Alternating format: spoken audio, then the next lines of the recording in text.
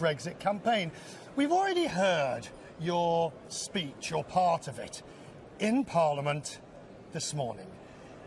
You were almost gratuitously rude to the parliamentarians, and you enjoyed it.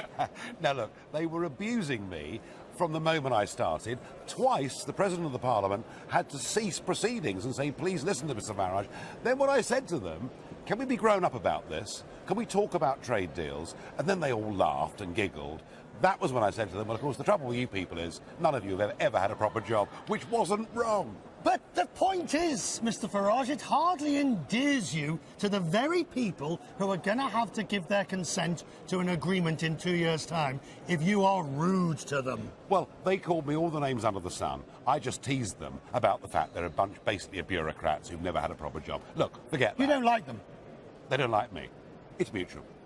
And you haven't liked them for how many years? Well, all 17 that I've been here. Look, what they've tried to do is to build a political union without consent. And I've been in there to fight against it.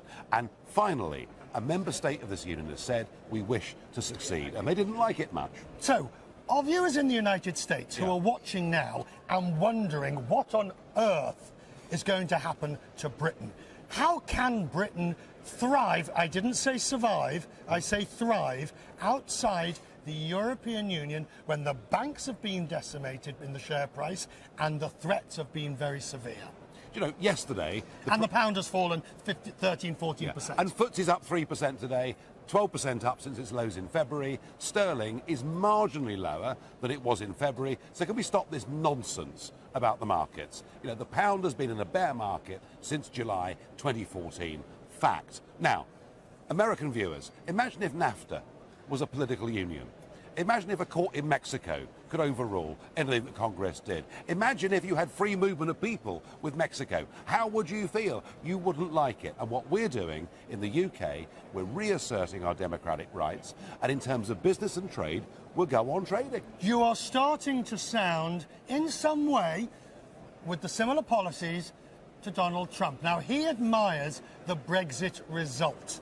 He said it was fantastic, it was brilliant. Do you admire Donald Trump in this US presidential election? Well, Donald Trump dares to talk about things that other people want to brush under the carpet. But what Mr. Trump is doing in America is very different to what I'm trying to do in the United Kingdom. My problem in politics is far greater than Donald Trump's. We literally have lost our sovereignty, lost our borders, lost our ability to regulate. He would say the same thing about US borders. Well, the problem that you've got in the US is illegal immigration. Our problem is legal immigration to 500 million people.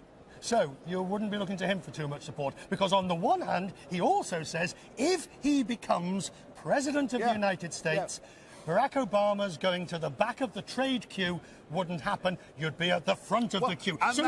So in many ways, you must hope he becomes president. Well, I think for the United Kingdom, I think Trump would be better for us than Barack Obama's been, if that was no doubt. And against Hillary Clinton? Or are you not going to take sides at this early stage? There's nothing on earth could persuade me ever to vote for Hillary Clinton.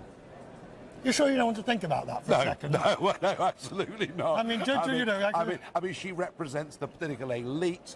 It's almost as if she feels she has a sort of divine right to have that job. You keep talking about the political elite. You keep talking about the establishment. Sir, you're part of it.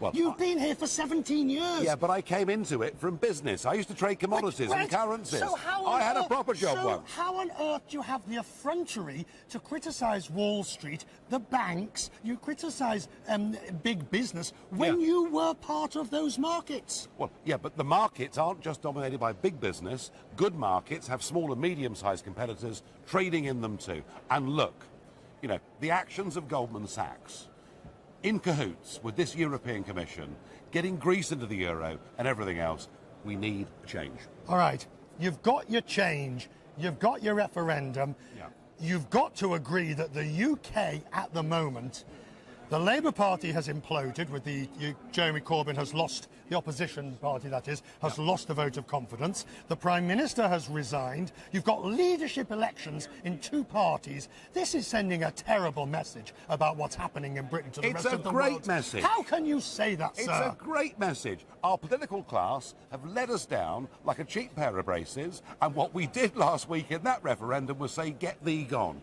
Political change will be a good, healthy, constructive. How much damage are you prepared to see? Because the Chancellor now accepts that there will be a recession. He said so on BBC Radio this morning. He accepts that there was going to be economic damage. How much damage are you prepared to accept before you rebuild the house? Do you know something? Freedom, independence, democracy, not being a slave to somebody else is something upon which you can't put a price. And what we did last Thursday is we voted to take back our country, to take back our laws, our courts, our borders, our pride and self-respect. And you know what? Actually, I think in trade terms, we're going to do better than we did before. Right. Just last night, the Australian and New Zealand Prime Ministers said they want to come to the front of the queue for a trade deal with Britain. Now, let's just look at our European partners. Angela Merkel sounds as if she's, pardon the pun, angling to do a deal, or at least there's a deal. But they won't allow informal negotiations without Article 50 being invoked. And that's not going to be invoked. This is the article when the time limit begins. So when would you like to see it invoked?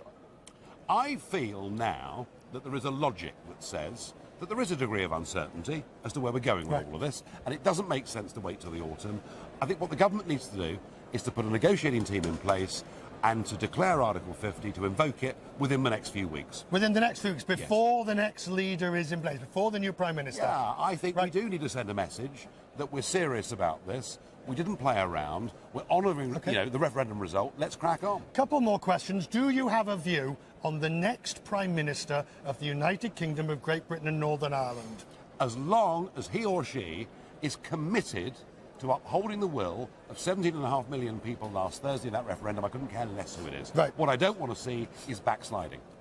Are you, just on this question about the money, you've been asked it a million times, you said you would never have made that promise about spending 350 million on the NHS. Yes. But when that promise was being made, Mr. Farage, you weren't out there saying, hang on, this isn't right, you can't make this guarantee, hang on, this is being disingenuous, hang on, this money needs to be spent elsewhere. You kept quiet.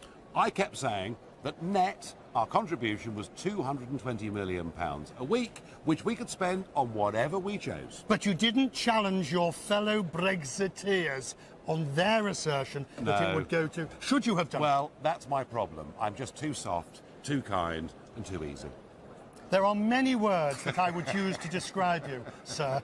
None of those would come within my vocabulary. Finally, if you were in the room tonight at dinner, you'd probably be on the menu rather than actually sitting at the table. But if you were in the room at dinner, what would you be saying to your fellow European partners over the Chateaubriand? We don't know what's on the menu, but... No, the wine will be good.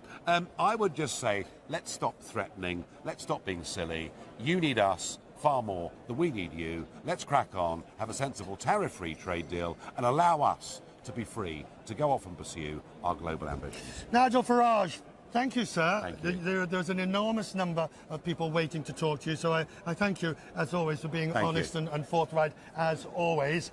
Who had the guts to defy their party political leaders, to defy the establishment, to defy the elites and to defy the big boys. I can't imagine there's ever been a campaign in which ordinary folk have been subjected to so many threats. I have to say that it's been a long campaign. In my case, 25 years. And whatever happens tonight, whoever wins this battle, one thing I'm completely certain of is we are winning this war. Euroscepticism was considered to be fringy, fruitcakey, to quote the Prime Minister. Pretty odd. And now it looks like tonight, maybe just under half, maybe just over half the country is going to vote for us to leave the European Union. I promise you this, if the result is that we vote to leave, we must make sure the government carries out the will of the people. If the vote is we haven't quite made it, then we've got a lot to look forward to as continued EU members. Tomorrow, Mrs Mogherini, the Foreign Affairs Minister, will launch their big new global initiative, including defence. Next week, talks begin for Turkey to join the European Union. And in July or August, we look forward to the third Greek bailout. And what has dominated this campaign has been an issue that Westminster finds very difficult to talk about. An issue for which I have been demonised for much of the last 10 years, but an issue, and I shall never remember going to Bolton and a lady grabbing my hands with tears in her eyes and saying, why doesn't the Prime Minister come and see what he's done to our lives, how he's changed our community, what he's done to the prospects of our kids getting jobs or school places or houses? And that issue, if we do vote to remain, is one that is not going to go away. The Eurosceptic genie is out of the bottle, and it will now not be put back. But perhaps even more remarkably, the biggest change from this referendum is not what's happened in the United Kingdom, it's what's happened across the rest of the European Union. We now see in Denmark, in the Netherlands, and even in Italy, up to and around 50% of those populations want to leave the European Union. I hope and pray that my sense of this tonight is wrong. And my sense of this, and no, I'm not conceding, but my sense of this is that the government's registration scheme, getting 2 million voters on, the 48-hour extension, may be what tips the balance. I hope I'm wrong. I hope I'm made a fool of, believing that to be the case. But either way, whether I'm right or wrong, if we do stay part of this union, it is doomed. It is finished anyway. If we fail tonight, it will not be us that knocks out the first brick from the wall, but somebody else. We have fought an amazing campaign. Even a year ago, we were told the Remain campaign would be 20, 25, maybe even 30 points behind the establishment position. We're not. We're running them close. They've been scared. They've behaved pretty appallingly. But tonight, whatever the result, is not one for recriminations, but for a celebration that the landscape of British politics in the course of the last few weeks has changed, and it's changed forever. Win or lose this battle tonight, we will win this war. We will get our country back. We will get our independence back, and we will get our borders back. Thank you.